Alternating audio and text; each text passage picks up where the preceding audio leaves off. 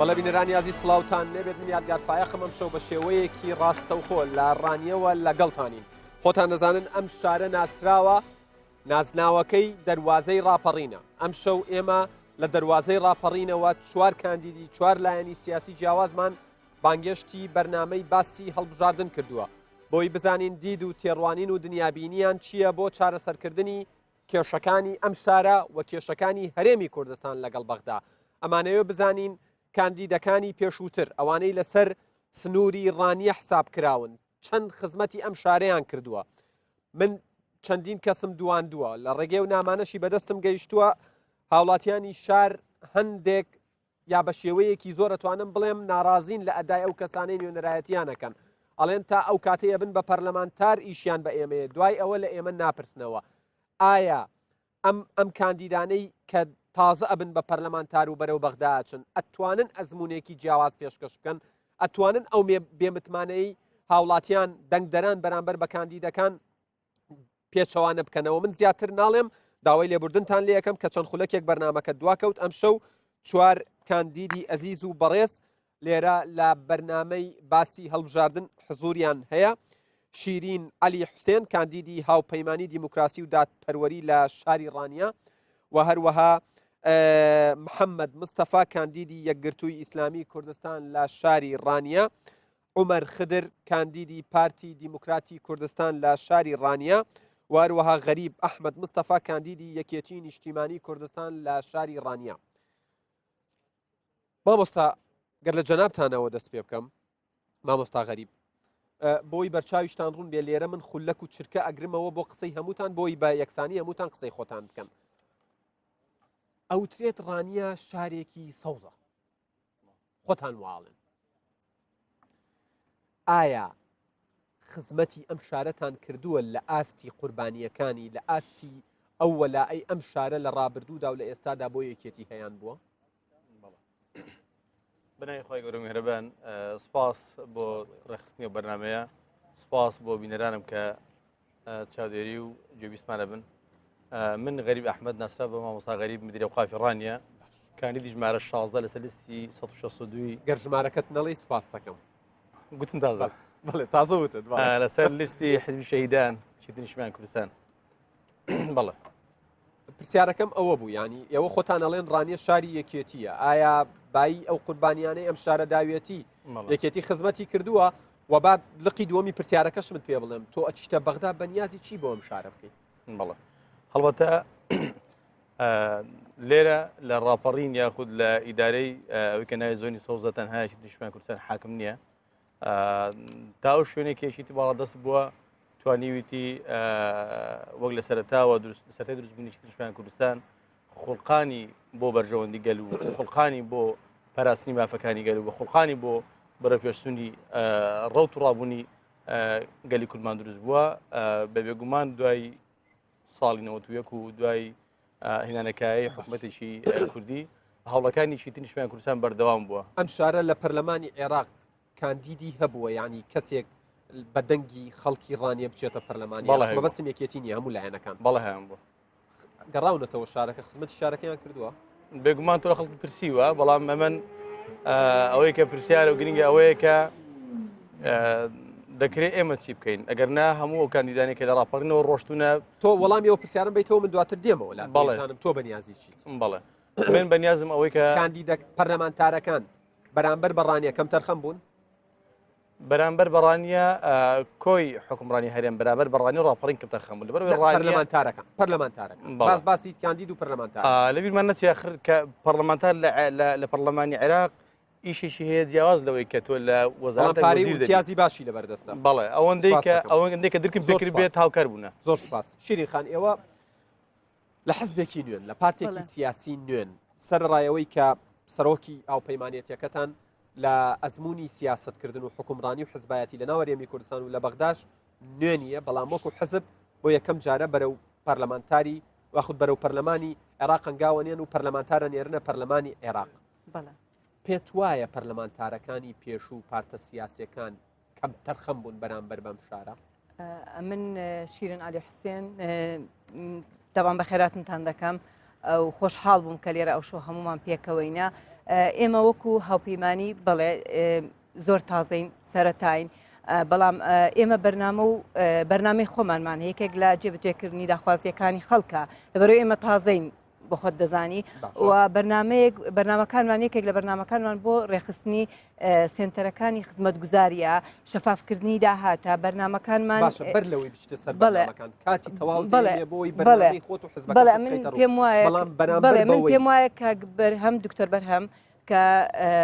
سەرکردایەتی هاوپەیمانی دەکا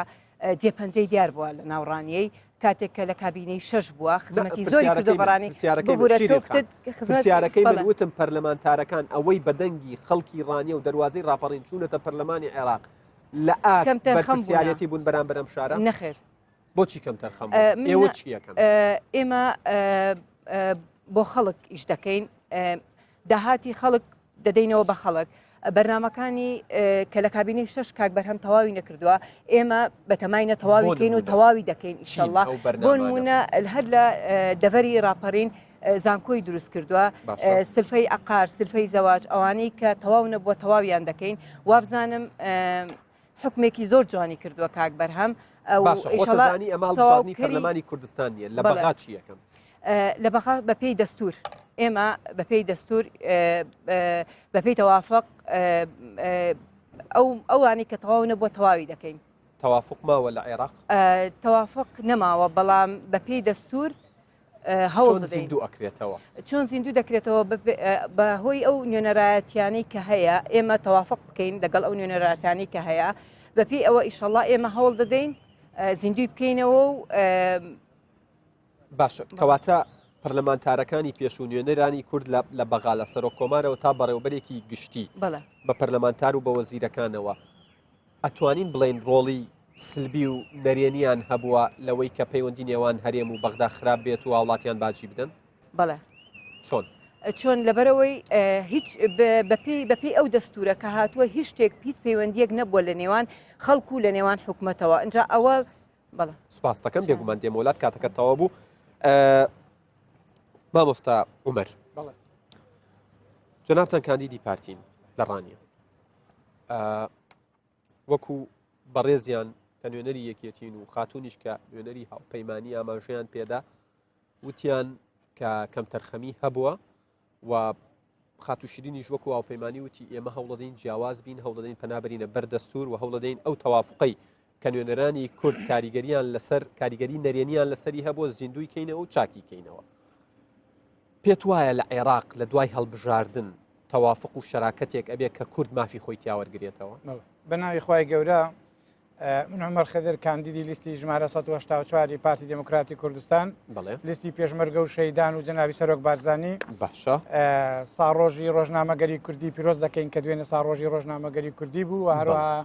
سڵاو دەنێرین بۆ شەیدانی 24 کەسپەنی 24 لە ساڕۆژی بەردومانی شاری قەڵاتزێ و هەروەها سڵاو لە شەیدانی ڕاپەڕینەکەی 24 ساڵی 1982 بێگومان پارتی دموکراتی کوردستان ڕۆیایەکی تایبەتی خۆی هەیە کە بەرنمەیەکی تۆکمەی داڕشتووە بۆ کاری داهاتوو لە بەغدا بن پارتی بەرنمەیەکی هەیە کە بەهێزەوە بە ستافێکی تازەوە بە دیدێکی جیاوازەوە بچێتەوە بەغدا ئەمە کارنامەی پارتی دموکراتی کوردستانە کە کارنامەیەکی نیشتیمانی نەتەوەییە لەو کارنامەی ئێمەدا کێشە لە کارنامەکە هەبووە لە ڕابردوودا یان کێشە لە شتێکی تر هەبووە بەس ئێستا کارنامەیەکی ڕوونمان نووسیوە دەمانەوێت هەموو خەڵک بۆ داهاتوو ئێمە با قسە لەسەر ڕابردوو لەوانێ دادی خەڵک نەدا ئەوەی ئێمە دەمانێت چی جیاوازە لەوانی ڕابردوو و پێتان وایە ئەم جارە ڕەنگە بەرهەمێکی هەبێ و شتێکی لێ بچنەوە ئەم جارە پارتی دموکراتی کوردستان بەرنامەی هەیە کە لە عێراقدا دەبێت هەموو ئەو کاروی سیاسی بێیان کارێکی نیشتیمانی حکومڕانیان ئیدارە و بەڕێوەبرنی وڵات لەسەر بنەمای شەراکەت بەڕێوە بچێت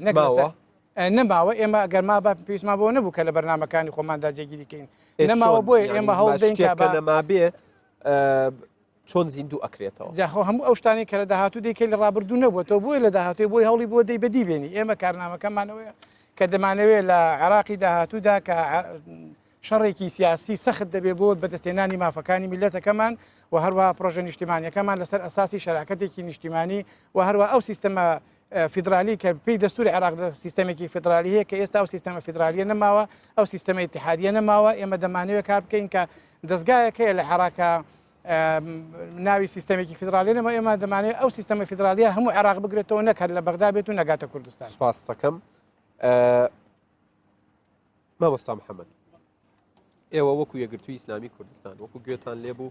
خاتو شیرین و مامۆستا عومەریش ئاماژەیان پێداوتیان تەوافق و شەراکەت بوونی نەماوە لە عێراق. قسەکە ئەوەیە لە عێراقێکی دوای هەڵبژاردن ئەوترێت عێراق پەرتەوازەتر ئەبێت، عێراق ناکۆکی زیاتری تیاابێ، عێراق ملشکاندنی زیاتری تیاابێت، تەنانەت وەکو دوێنێ شەویش لە بەرنمەکە ئاماژەم پێدا زۆرینەی کاندیدا شیعەکانی عەرەبی عێراق مەبەستم یعنی زۆرینەی سیاسی ئەڵێت بەرە و زۆرینەی سیاسی هەنگاوانێ کردویانە بە دروش میخوایان. قسەکە ئەوەیە بژاردەی بەردەم کورد چییە؟ بە ناوی خۆی گەورە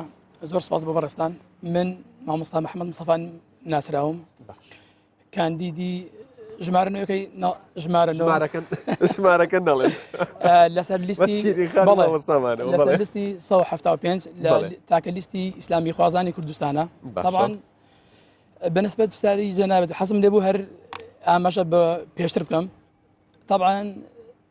ئەو کاندیدانێکەوە لەسەر حیزبەکانی تر لە دەڤەری بیتوێن و پێشتر دەرچوون تەحەدا دەکەم یەک کەس ناناسێت لە 100 کەس یەک کەس ناناسێت. یەکگرتووشی تیا بووە نەخێری گرتویان نەبووە بۆ چونکە ئەوانە پەیامەکەیان کاندیدتان هەبوو متمانەی پێنەدراوە. نەخێرێمە بۆ کاندیدی پەرلەمانی پێشتر نەمان بووە، یعنی یەکەم جارە باش. بۆیە کاندیدەکانی پێشتری حیزبە سیاسیەکان بە خەڵکی تریشی لەگەڵدا بێت ئەسڵەن لە 1000 کەس یەک کەس ناناسێت. ئەوە بەشێکی زۆر گرنگە ئێمە دەبێت دان بەو ڕاستیدا بنین. بۆ مۆزوعی طبعاً پرسیاری جەنابەت مەسەلەی تاوافقی سیاسی ئێمە دەسەڵاتی هەرێمی کوردستان نەمانتوانی نوێنەراتیشی ڕاستەقینە بکەین زۆر بە سەراحەت شکستمان خوات لە عێراقدا بەڵێ چونکە پەرتەوازەی ناوماڵی کورد ئەوەندە کاریگەری هەبوو بە خیتابێکی یەکگرتوو نەمانتوانی لە بەغا بەیەک هەڵوێست و هەموو لایەنەکان بەرپرسن لە بەغاکەنەیان توانیەوە وەکو یەکتیم کار بکەن. تەکید بەڵام بەپێی حەزمی حیزبەکان ڕۆڵی خۆی هەیە. بۆیە ئێمە وەکو بەرنامی خۆشمان ئەو جاریش بڕیار دەدەینەوە کە ئینشاءالله باڵێنیش دەدەین بۆ جارێکی ڕێخستنەوەی پەیوەندیەکانی نێوان حکوومەتی هەرێم و حکوومەتی ئیتیحادی لە چوارچەوەی ئەو دەست مافە. باشە ئەمە کارێکی باشە بەس چۆنێکن ئێمە دەکەین چونکە ئێمە پێشتر باسی ڕیفراندۆم و ئەوشتانە کۆتایی پێهات پێشتر بۆ نەتانتوانیوە بیکەن پێشتر لەبەرەوەی کە ناوماڵی خۆمان لە کوردستاندا یەک نەبووین ئێستا یەکین ئێستا شەر یەکنینە بەداخەوە چۆنێکم ئێستا دەبێت بڕیار بدەین چونکە ئێمە لە کوردستاندا بێ گوتاری سیاسی نەچینەوە ناو عێراق دڵنیام جارێکی تشکست دەخۆینەوە چونکە ئێمە ئەو زیانانەی ئەگەر ئێمە وەکو یەک تیم سەبارەت بە پرسەنەتەوە یەکان سەبارەت بە بەها باڵاکان سەبارەت بە پرسە استراتیژیەکان ئەوەی پەیوەستە بە قەوارەی هەرێمی کوردستان و داهاتووی هاوڵاتیانەوە نەک حزبەکان و بەرپرسەکانەوە ئەگەر ئێمە بە یەک تیم نەچینەوە بەغدان بەترسی یعنی چیتر هەیە بیدۆڕێن. زۆر واضحە طبعاً ئێمە چۆن بە شێوەیەکی سەربازی کوردستانمان دۆڕاند ئەگەر ئێمە ئەو جار لە ڕووی سیاسیەوە بیدۆڕێنین دەنگی کورد لە ناوچەند جێناوەکان کەم بکات مادەی 140 بە تەواوی کۆی پرۆسەکە دەکەوێت ژێر پرسیارەوە ئەو بەشێک پێتان وایە مادەکە جێبەجێکرێ ڕۆژێک لە بەتاکی دەگە ئێمە یەک گوتار بین هەموو حیزبە سیاسیەکان لە کوردستاندا بە عەقڵێکی تازەگەرایی بیر لە هەڵەکانی ڕابردوو وەلا بنین هەمومان بە معارەزە و بەدەسەڵاتی شکست خواردووی هەرێمی کوردستان کە بەداخەوە نەمان دەسەڵاتی سیاسی نەیتوانی تەمسیلێکی واقعی هەرێمی کوردستان بکات. بۆستەکەم کاتەکە تەواو بوو مامۆستا بێگومان من دێمەوە لاتان مامۆستا غەریب قسە لەسەر بژاردەکانە لە داهاتوو و زۆر قسە لەسەرەوە کە یەکێتی نیشتیمانی کوردستان و پارتی دیموکراتی کوردستان پشکی شێریان بەرەکەوێ لەوەی کە کورد لە بەغدا بەهێز نییە. ئێوە وەکو یەکێتی نیشتیمانی کوردستان ڕوئیاتان چییە بۆ داهاتوو و ئەو بژاردانە چین لە بەردەستان ئەگەر شەراکەت بە تەواوەتی کۆتایی بێت ئێوە پەنای بۆ بەرن؟ بەڵێ هەڵبەتە تیمێکی نیشتیمانی کوردستان ئەم جاریان کە دیاری کراوە ژمارەمان 36 هەواڵەکە بوونەکان دیت بەو دیدگا و بۆ ڕوئیات بەرەو ممارەسەی هەڵبژاردن دەچین کە جەنابی مامزەل لەسەری بۆ بەجێهێشتە بۆ ئێمە و بێگومانین کە ئەم جاریان یەکێتی نیشتیمانی کوردستان بە وەرگرتنی متمانەیەکی غێر تەوەقوع لەلایەن خەڵکی هەرێمی کوردستان بەهێزەوە دەچێت بۆ ناو پەرلەمانی عێراق و لەوێوە دووبارە ئیعادە نەزەر لە عیلاقاتەکانی خۆی لەگەڵ لایەنەکان و جەختکردن لەو دەستوورەی کە دەستوری عێراق و مافی گەلەکەمانی پێداوە جەخت دەکاتەوە بۆیە بێگومانین ڕوئیەکی نیشتمان کوردستان بۆ ئەم جارەی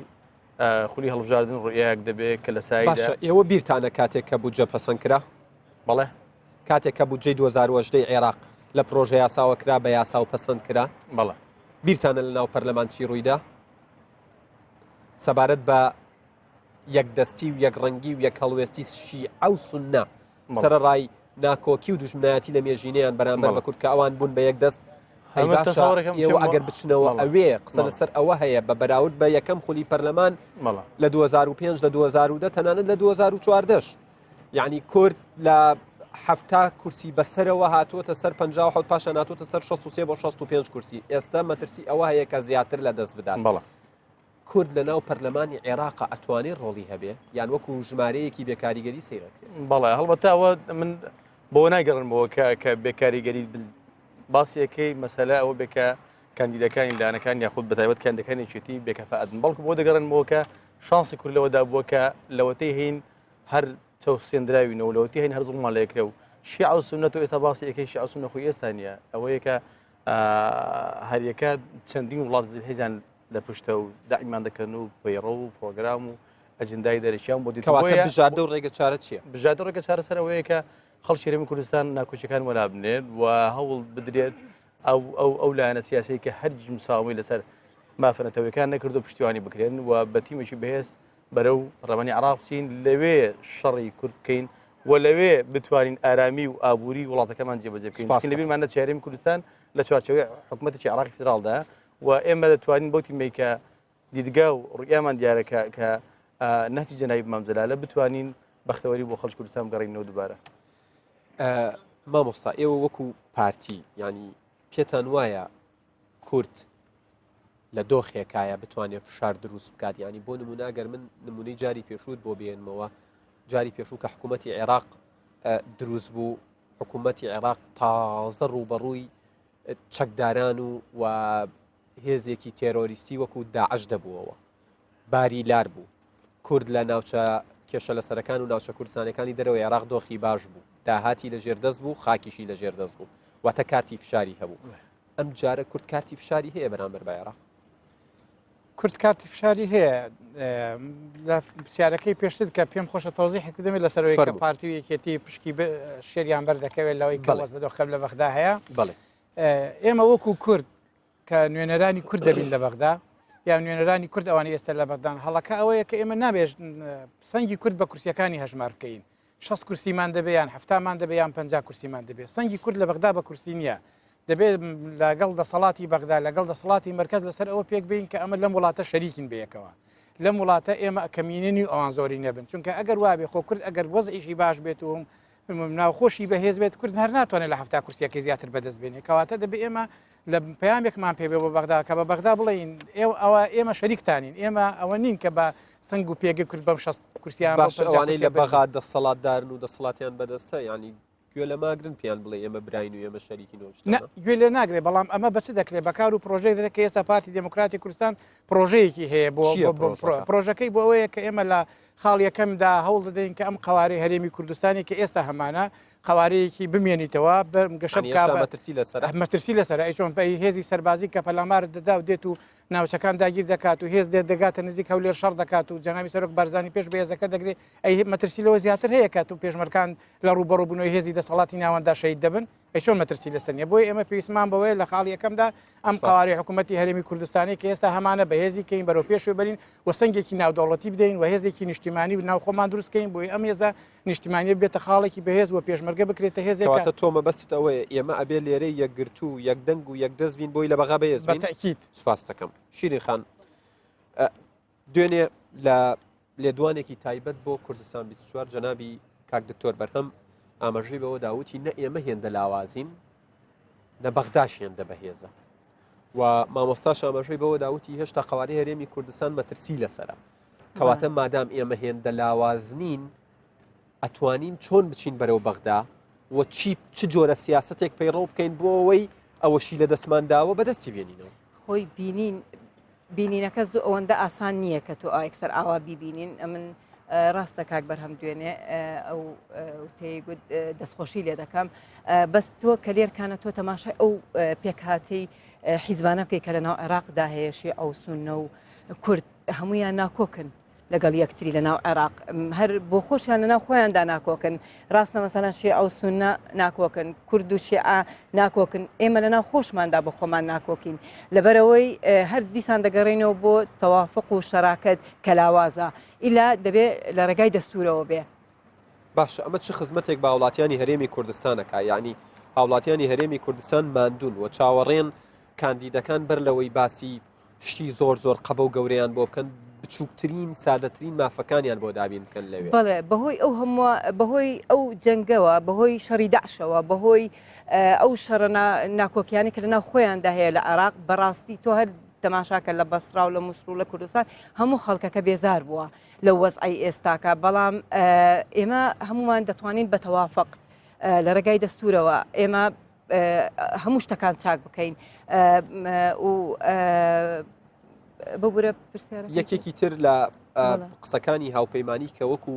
خیتاب و گوتاری خۆی تەبەنی کردووە ئەوەیە کە لە ماوەی 4 ساڵە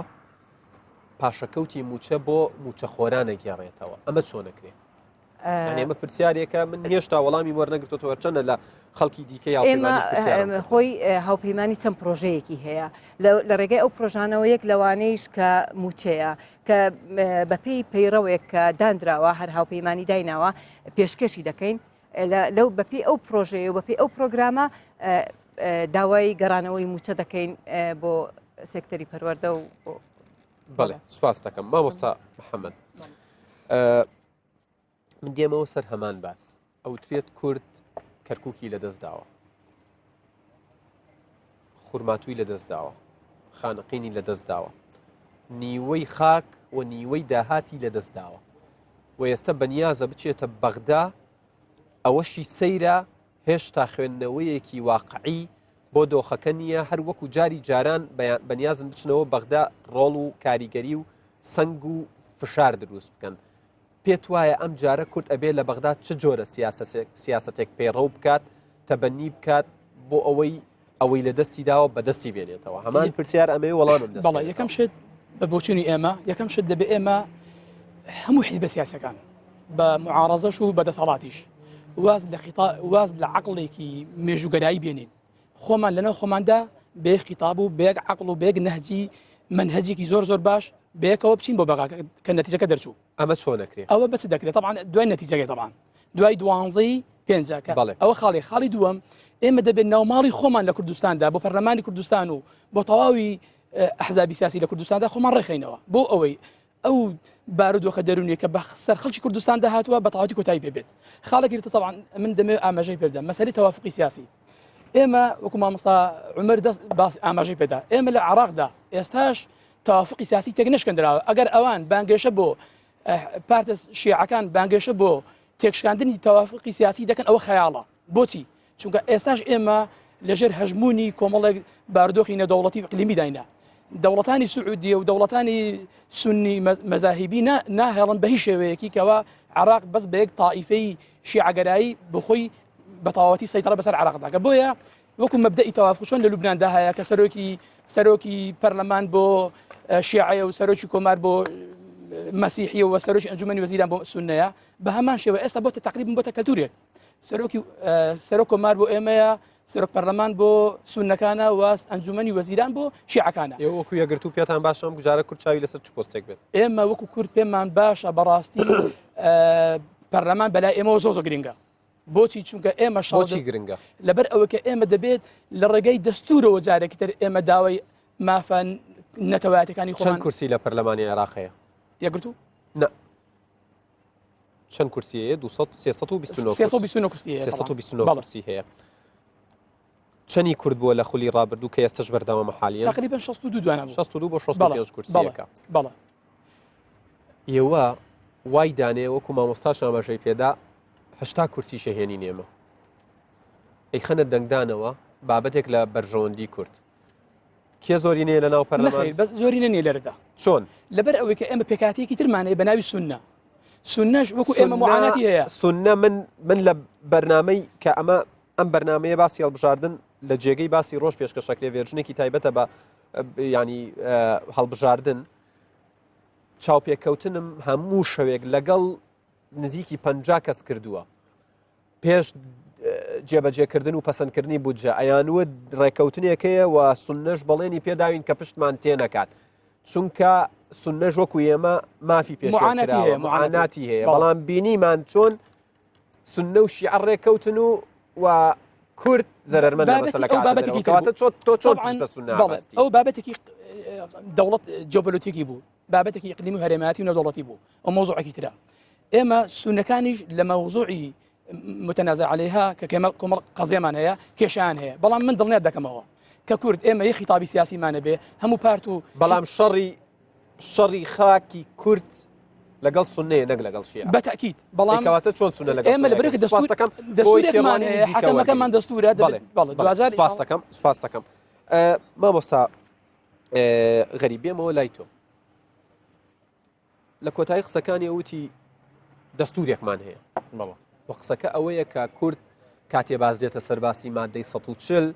شەڕی خاکی هەیە لەلایەکەوە لە ڕووی ئیداری و سیاسیەوە لەگەڵ شیعە لە شەڕایە لەلایەکەوە لە ڕووی خاکەوە لەگەڵ سونە لە شەڕایەواتە مەسەلەیەک نییە سونە پشتی کورد بگرێت قسەکە ئەوەیە پۆستی سەرۆکی پەرلەمان چی بۆ کورتایە بەڵێ وەڵام من وەکو تعلیقەشی بچووک سەرسی مامۆستا دیارە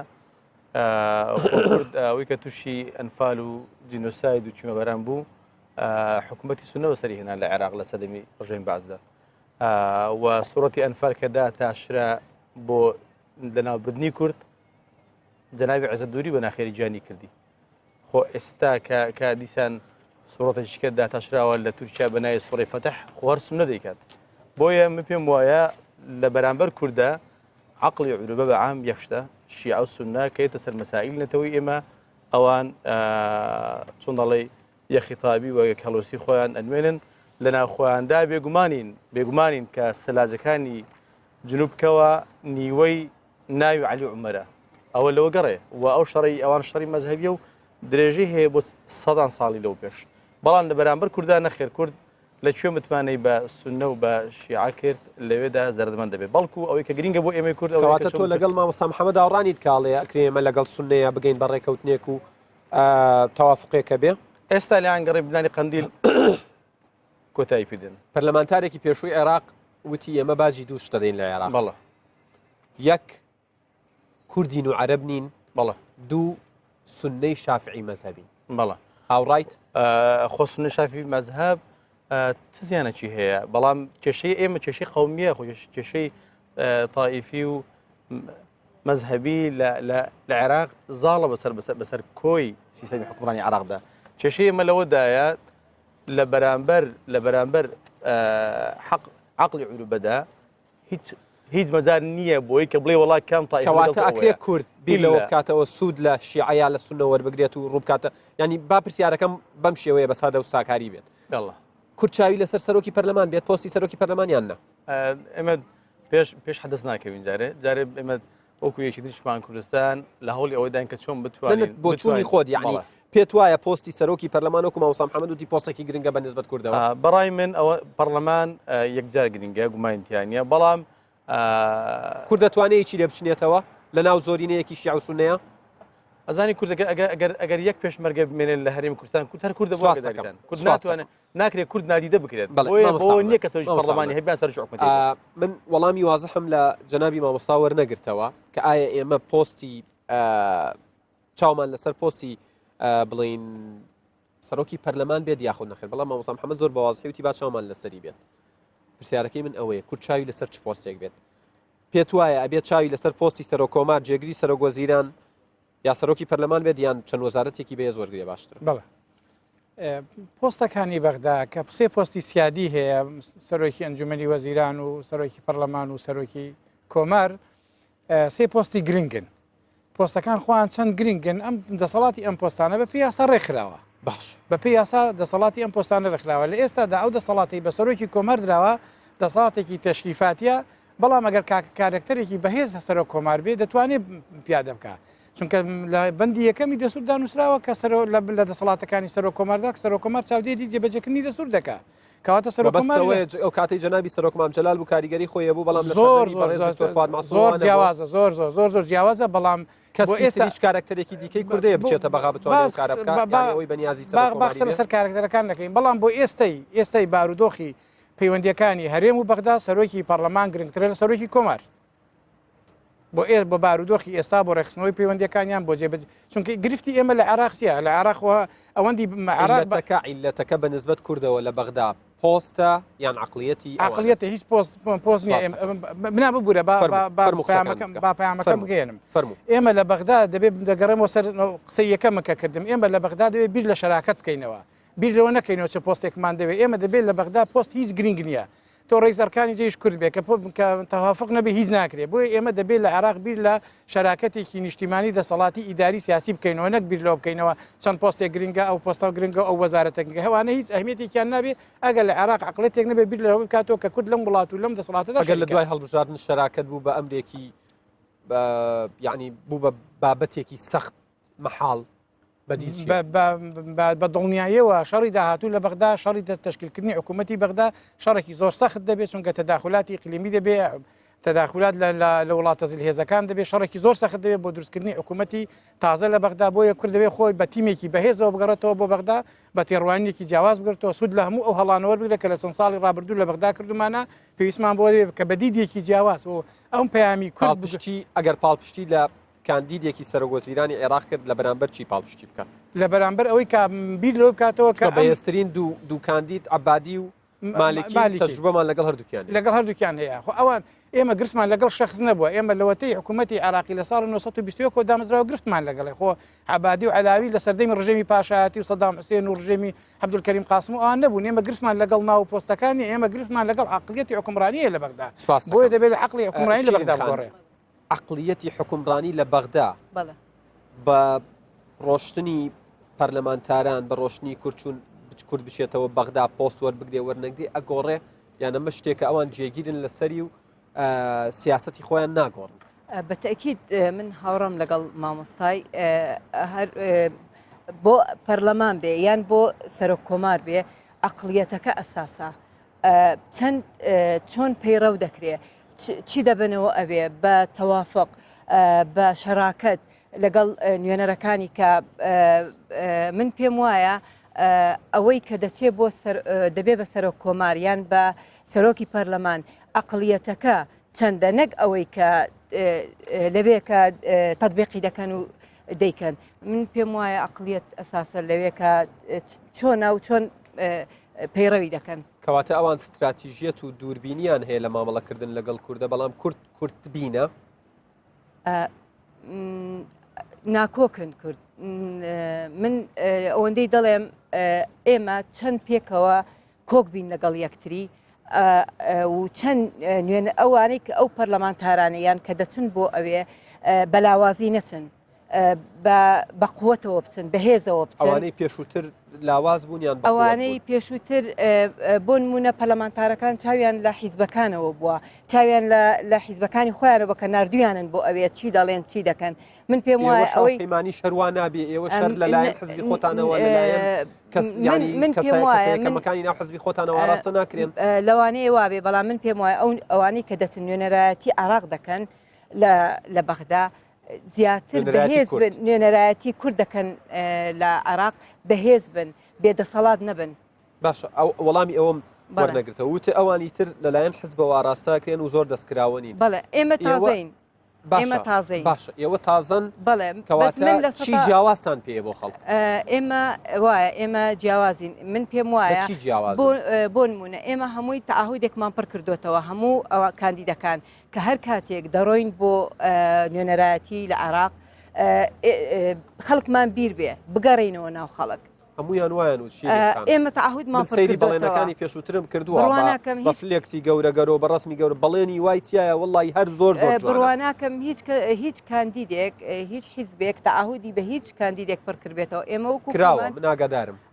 من ئێمە هەموو تەعاهودمان پڕ کردوتەوە هەر کاتێک کە ئێمە وەکو هاوپەیمانی کە دەڕۆین بۆ نوێنەرایەتی دەکەین و دەڕۆین بۆ بەغدا تەعاهود دەدەین دەگەڕێنەوە بۆ ناو خەڵک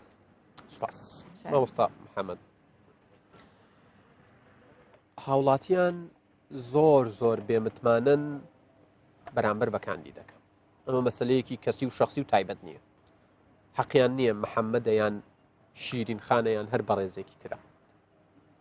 متمانەیان نییە ئەڵێ ئەڕۆنە ئەوێ لە خۆیان ئەگۆڕێن پێشتر دێن چامان لەگەڵا خۆنەوە و تەلەفۆنمان بۆەکەن و ئێستا لە دنیای دیجیتال میدیایە لایکت بۆ ئەکەن و کۆمنتت بۆ ئەنووسن بەڵام کە ئەچنە بەغا هەر دەمت پێی ناگا قسەیەکی لەگەڵ بکەیت کەواتە ئێوە بەڵگە چیە ئێوە شواناون ئێمە طبعاً بەڵگێکی زۆر باشمان هەیە چکە ئەو شێرە پیاوانێکی ئێمە نردومان بۆ بەغا پارێزەرێکی تەواوی مافە دەستوری و نەتەوەیەکانی خەڵکی کوردستان لە عێراقدا سوانی تر پارێزەری تەواو نەبوون حیزب ناکۆکی سیاسی مەچۆرەوە سەر ناکۆکی سیاسی باسی ئێمەمان کرد باسی کاندید و ئەدای پەرلەمانتارەکانم بۆ بکە ئێمە یەک گرتووی ئیسلامی کوردستان دەتوانم بڵم بە شاهدی هەموو خەڵکی کوردستان باشترین کاندید لە سەرتاسەری عێراقدا نردومانن بۆ پەرلەمان پێشکەشمان کردووە ئێوە شوان ناڵێن والعكس أصح یعنی ئێوە باشترین کاندیدتانە نردووە نەکەوە بەڵکو هەر زۆرش نەخیر باشترین کەسی خۆتانە نردوتە بەغا من عفومکە کەس هەیە منداڵێکی سەرلانکە دوکتۆر موسەنە نەناسێت مناڵێکی 6 مانگی دوکتۆر موسەنە نەناسێت تەحەدا دەکەم لەو وانەیەدا ئەندام پەرلەمانێکەیە کە لەسەر لیستێکی کەس نایناسێت وەڵام نایناسێت دەڵێ ڕاجع کاتکم داڵ 6 مانگی نایناسێت نا باسی ئەوەی نییە باسی کاندیدی خۆمانە باسی خۆمان دەکەین بۆیە مەڵێ ئێمە خەڵکی بەهێز لە بەغا لە بەغاش ئینتاژیان هەبوو هاوڵاتیان شایەتی بۆدەن ئێوە شوا بوون ئێوە شوا بوون باوەڵام بداتەوە ئێوەش بەهێزترین کەسی خۆتان نردووە و بەرهەمیشیان هەبوو لە بەغا چیتر نیشتیمانی کوردستان لە سەرەتای دروستبوونیەوە بەهێزەوە هاتە ناو پرۆسەی سیاسی و ئیداری و پەرلەمانی باش لە دوای ساڵی 91 بۆشی نیشتیمانی کوردستان نەک هەر بەهێزەوە بەڵکو هەردەم پارێزەری دەستکەوتەکاری مافی خەڵکو ئەو پرۆژە ئاسانەیە کە لە پەرلەمانی کوردستان یەکێتی خۆی بەهۆش کردووە وە لە بیریشمان نەچێت چیان بۆ پەرلەمانتارەکان بەرهەمیان چی بۆ لە بەغا پەرلەمانتاری یەکێتی بۆ لە پارتیشە پرسم و دیشت ڕەم بێ بە قسەیەکی ئێمە حکم لەسەر پەرلەمانتاری بەڵێ بەنی بڵێ تۆ ڕۆیتە ناو خەڵک ئەڵێ دەنگم پێ بدە چونکە ئەم پەرلەمانتارەی یەکێتی ئەمەی بۆ کورت کرد بەڵێ پەرلەمانتارەکانی هیچی نیشتیمانی کوردستان دیدگا و ڕوویای خوان هەبوو بۆ ئیشکردن و بە تێگەشتن لە سەرەتای مرافعەکەی جەنابی مام جەلال کە لە ئەنجومەنی حکم بە شاهدی هەموو دنیا کەس ڕۆڵی باش حضوری کاریگەری جەنابی سەرۆک مام جەلال نییە بەڵکو بۆ چەندین ساڵی تریش کەساتیش کاریزمای ئەوە دروست نالاریمان لەمە نییە بۆیە بە هەمان دیدگا چووی ناو پرۆسەی سیاسی توانیتان ئەوەی جەنابی سەرۆک مام جەلال بەڵێ بەدەستی هێنا بیپارێزن و لە دەستی نەدەن لە دەست نەچوون بە تەنێ لە دەست کەسێک نییە بەڵکو پرۆسەی سیاسی عێراق ئالۆزە ئێوە جاخت و ناڵێ ئێوە قسەکانی مبتدا خەبەرەکەی ناڵێت و گیان قسەکانم مبتدا وەردەجی خەبەرەکەی ناڵێت قسەک بۆی ناڵێ قەدر لێ کردن بەڵێ فەرموو قسەکەت تەواوکە پرۆسەی سیاسی دەوڵەتداری عێراق پێکهاتەی کۆمەڵێک تایفە و مەزاهیبە تا ئێستاش لە اختیارکردن بۆ نمونە ئێستا پەرلەمانتاری یەکێتی نیشتیمانی کوردستان هەبووە لە ناو یەکێتی نیشتیمانی کوردستان سڕ کراوە چونکە لە ئیجماعی کوردی دەرچووە و لە سیاسەتی یەکێتی شاتۆتە دەرەوە بەڵێ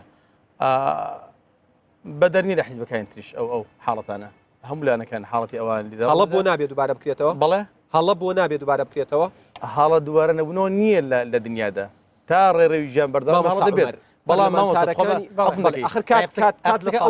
قسەکە ئەوەیە ینی لێرە لە عێراقی ئێمە زیاتر مەرجعیەت تا ئەو حەدەش کاری کردووە ئیشی کردووە ئاین لە پاڵ پەرلەمان کە مؤسسەیەکی شەرعی تەشریعیە مەرجعیەت هەبووە کە لە قانونی عێراق دەشتیوانە بووە زۆر سپاس دەکەم مامۆستا غەریب مامۆستا عومەر وەکو پارتی دیموکراتی کوردستان پەرلەمانتارەکانتان لەناو پەرلەمان چ بەرهەمێکیان هەبووە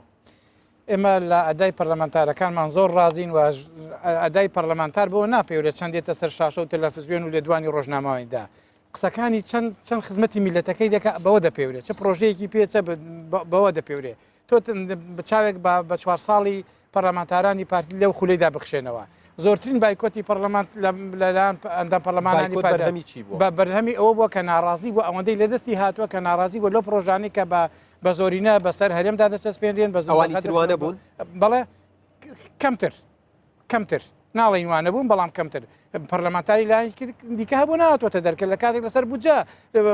بایکۆت کراوە پەرلەمانتاری دیکە هەبووە کە هەڵوێستی وەک ئێمەە بۆیە ئەندام پەرلەمانەکانی پارتی ئێمە زۆریان لێ ڕازین و دەستخۆشییان لێ دەکەین و لەسەر جەم کێشە گرنگەکان کە پەیوەندی بە پرسی نیشتیمانی و نێتەوەیی هەبووە هەڵوێستێکی ڕوون و ئاشکرا نەبووە و چی دەڵێت سەبارەت بەوەی کە وڵاتیان زۆر بێهیوان بەرامبەر بە کاندیدەکان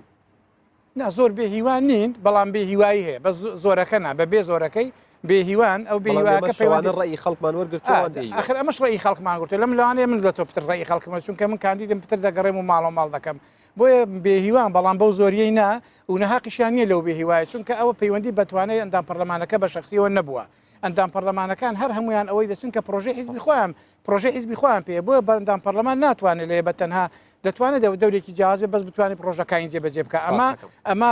ئەم پرۆژەیەت بۆ ئەندام پەرلەمان و بۆ حیزبەکانی جێ پرۆژەیەکی متەکامیلی نیشتیمانی نەتەوەیی بێ و ئەندام پەرلەمەکان بێکەوە بتوان بچن ئەو پرۆژانان جێبەجێ بکەن نەک ئەندام پەرلەمانێک بەڵێنی ئەو بدا کە کاکەوەکو من دەچم لێ ئەو پرۆژانە جێبەجێ دەکەم چونکە لە نەتیجەدا ئەندام پەرلەمانی حیزبەکەی خۆت و حیزبەکە دیدگای چی پێ ناکرێت بەتەنهایی چی پێ ناکرێت سپاس دەکەم مەوسەم محەممەدەوات مەوەلات بۆی گوێت لە ڕێی هەردووکیان بێت بۆی دواتر قسەکانت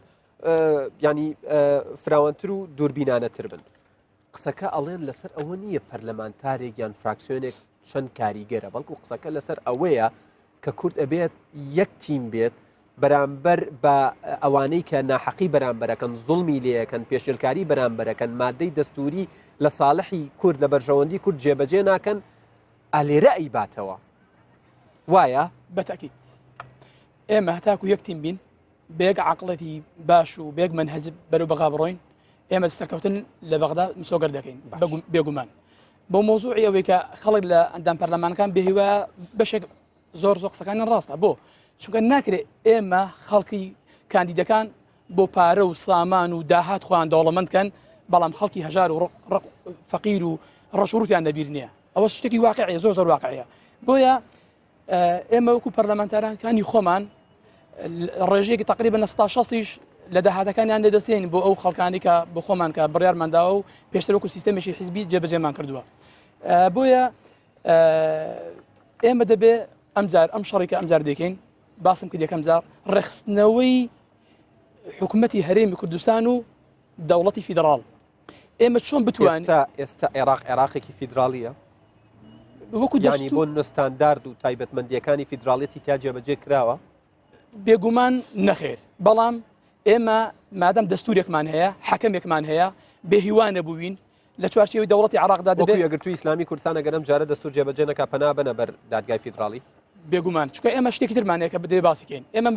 مەجلیسی ئیتیحادیمان هەیە تا ئەستا کارە نەکراوە ئێمە لە دوای ئەوەی کە طبعاً دەستورمان هەیە بەڵام دەبێت ئێمە هەموو هێزە سیاسەکان لە ئەمەش ناگەڕێتەوە بۆ نوێنەرەکان لاوازی نوێنەرەکانی کورد بووە هەتا ئێستا ئەوان لەبەرەوەی کە ناوماڵی کوردستان ڕنگدانەوەی بۆ عراق بووە نانتوانین مەجلیسی ئیتیحادی لەوێت ئەخر وەکو قەباغ بوونی هەیە بەڵام وەکو بەڵام هەڵەکە لە ئێمەدایە ناوبوونی هەیە هەڵەکە لە ئێمەدایە ئێمە وەکو نوێنەرانی خەڵکی کوردستان نەمانتوانی لەبەر ناکۆکی سیاسی کوردستان ئەو ڕنگدانەوەی کە لە کوردستاندا هەیە ڕاستەخۆ لە بەغا ڕەنگی داوە هەر لە تۆ دەست پێەکەم لەسەر ئێمە تقریبان 5 خولەکێکمان ماوە ئەم هەڵبژە ئێوە پارتە سیاسەکان بەگشتی بۆچی هێندە پەرۆشی بەشداریکردن لەم هەڵبژاردنە ئەم هەڵبژاردنە یاخود داهاتووی عێراق چی بۆ کورتایە بەت بەوچوونی من نەخشەی سیاسی لە عراقدا لە دوای 12 گۆڕانکاری بەسەردادێت چۆن لەبەر ئەوەی کە حیزبە سیاسەکان لە هەموو عراقدا کورسیان کەم دەکات دابژبوونێکی سەریع هەیە تەنا کورد نییە نەخێن کورد نییە ناوماڵی شیعاب لەت بووە بەچەند کورسی هەمووی ناگادا بەرزترین کوت لە ناگاتە 50 کورسی ئەو خاڵی یەکەم خاڵی دووەم عقلێتی ڕۆژهەڵاتی ناوەڕاست و خەریتی ڕۆژهەڵاتی ناوەڕاست گۆڕانکاری بەسەردادێت ئەوە زۆر گرنگە خاڵێکی تر کورد ئەوترێت لە داهاتووی کەس نازانێت دوورە یان نزیک بەتەکیید خاڵی سێم کە زۆر گرنگە طبعاً ئێمە کە پێشتر پەنامان بۆ ڕیفراندۆم بەر سەرکەوتوو نەبووین ئێستا ئێمە بە ناچاری دەبێ لە چوارچێوەی دەوڵەتی عراقدا ئەو ماف و ئیمتیازانی کە لە دەستوردا هەیە 2 ساڵ 3 ساڵ تێپەڕی و ئەم مافانە پێ نەدرا پێت نەبەخشرا ئەکرێ پەنابەریتەوە بۆ ڕیفراندۆم ڕێگایتر هەیە ئێمە ڕێگایتر هەیە طبعاً گۆڕانکاری تر کە لە ڕۆژهەڵاتی ناوەڕاستدا ڕوویدا لە سیستەمی سیاسی نێودەوڵەتیدا ڕوویدا ئەو کاتێک کوردیش دەستی لە گۆزان نەوەستاوە بەڵکو ئێمەش بەدیل و ئۆپشنی ترمان هەیە مامۆستا عومەر لە دوای هەڵبژاردن زۆر قسە ئەکرێ و تێدەم هەڵبژاردنە چارەنووسسازە، یعنی ئەمەوێ بزانم چارەنووسسازەکەی لەکوێیە و مامۆستا محەممەدی ئاماژەی پێداوتی نەخشەی سیاسی لە عێراق گۆڕێت، چونکە ئەوە تەنا کورد نییە کورسی کەمەکات و ئەکرێ بڵین لاوازە بێ، بەڵکو ماڵی شیعەش وەکوی بینین چەندین لیستیان لێ جیابۆتەوە و ماڵی سونەش بە هەماشەوە خۆی سونە هەر ئەڵێن ماڵی هەر نەبوو، ماڵی هەر نییە. بەتەکید کورد خەیارەتی زۆرە بۆ دوای ئەو هەڵبژاردنە و پارتی دموکراتم باسی وجه نظری پارتی دموکراتی کوردستان دەکەم.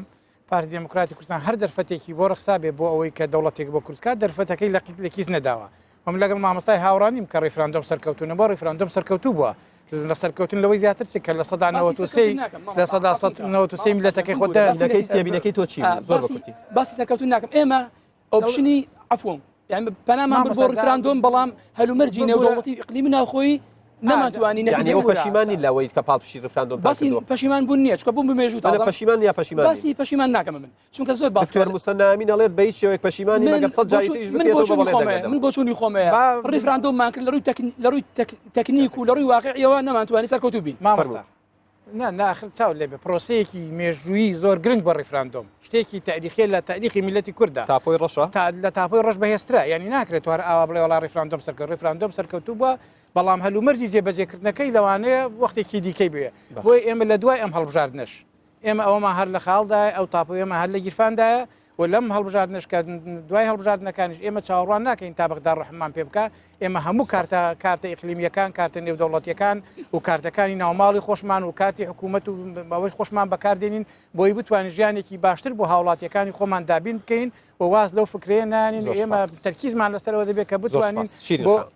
بڵێ داوای لێبوردنەکەم چکە کاتم زۆر لە کۆتایی نزیک بۆتەوە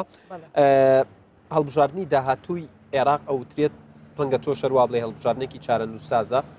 چی بۆ کورتایە وە کورد چی بکات بۆی وەکو ژمارەیەکی کاریگەر لەوێ حزوری هەبێت بەڵێ بەنسبەت هەڵبژاردنەوە لە دوای دوانزەی پێنجەوە ئەوە هەموو شتەکان لەوانەیە بەڕوونی دەرکەوێ بە هەمان شێوە من دەڵێم ئێستا ئەو ناکۆکەی لە نێوان شێ ئەو سونە و کووردا هەیە کە ئەو پێکاتانە ئەو ناکۆکەی لە نێوان بۆ خۆیان خۆیاندا بەڵێ بخواانە ناخۆیاندا شیعە لەگەر شیعە ناوماڵی شیعە لەگەر شیعە ناکۆکن سونە بە هەمان شێوە کوردیش بە هەمان شێوە کە بەداخەوە وا دەڵێم بۆ نمونە سونە شیعە هینی هێنا زۆر داوای بردن دەکەم کە من باسی ڕیفراندۆم دەکەم کە کورد ینی هینێکی سەرکەوتوو نەبوو هەڵە نەبوو ینی هەڵە نەبوو بەڵام زۆر بەداخەوە سەرکەوتویش نەبوو ینی ناومێدی بەخشی ناومێدی بەخشی و بەنسبەت سونەشەوە کە داشی هێنا و هەر شکستی خوارد بەنسبەت سونە داعشیە بەڵێ و شیعەش حەدی شعبی دروست کرد و ئەویش هەر زۆر سپاس دەکەم یەک خولەکەم ماوە بۆیە ناچارم ڕای مامۆستا وەرگرم مامۆستا بەس بەداخۆ من یەک شتێک دەڵم ناوماڵی کورد یەک بخرێتەوە بەڕێگای تەوافق بێ دەستور بێ ئێمە سەرکەوتوو دەبین و ئەو ناومێدیەش کە لێرکانە ئێستا لە ناو خەڵکدا هەیە کە ئێمە ببوورە کە ئێمە یەکگرتوو بین لێرە ئێستا یەکگرتوو بین ناوماڵی کورد یەک بگرێ و یەکگرتوو بێ بەڵێ مامۆستا سەبارەت بە چارەنووسازی ئەم هەڵبژاردنە کە لە 12 ئایار ئەنجامەدرێت و کورد چی چاوەڕێی ئەکات و چۆن کاریگەری خۆی لە گۆڕەپانی سیاسی عێراق بسەلمێنێ بەڵێ زۆر ئێمە پشتیوان بەخوای گەورە و پاشان بە هەوڵ و هیمەتی خەڵکی کوردستان بەرەو سندوقانی دەنگدان دەڕۆین و دەنگی 1962 شوێن کوردستان دەنگێکی دلێر و زوڵاڵ و بەهێز دەبێت دەتوانێت معادلاتی سیاسی دووبارەتان بگۆڕێتەوە و لە سایدا خەڵکی کوردستان ئۆقرەی و ئارامی خۆشزانی بۆ بگەڕێتەوە. بەڵێ مامۆستا غەریب ئەحمەد مستەفا کاندیدی یەکێتی نیشتیمانی کوردستان لە شاری ڕانیە، مامۆستا عومەر خدر کاندیدی پارتی دیموکراتی کوردستان لە شاری ڕانیە، مامۆستا محەممەد مستەفا کاندیدی یەکگرتووی ئیسلامی کوردستان لە شاری ڕانیە، خاتو شیرین علی حوسین کاندیدی هاوپەیمانی دیموکراسی و دادپەروەری لە شاری ڕانیە. زۆر سپاس. بەڵێ ئەیش فریاگە ژمانەی خۆی بڵێ بەڵێ هیوادارم توانی بێتان قەناعەت بە دەنگدەری خۆتان بێنن کە دەنگتان پێ بدەن سەبارەت بەو شتانەی کە باستان کردووە. بەڵێ ئەزیزانم باسی هەڵبژاردن ئەم شەو لە ڕانیە کۆتایی هات، بەڵام ئێمە گەشتەکەمان لە شەوانی هەڵمەت و بانگەشەی هەڵبژاردن هێشتا بەردەوامە و سبەینێش لە شارێکی دیکەی هەرێمی کوردستان پێتان شادەبینەوە تا باسی هەڵبژاردنێکی دیکە ڕێزی یادگار فایق شوانشوانی پرۆدیوسەر تەواوی هاوکارانم لە ڕانیا لە هەولێر قبول بکەن ئێوە و کوردستان لە ئەمانەتی خوادا بن.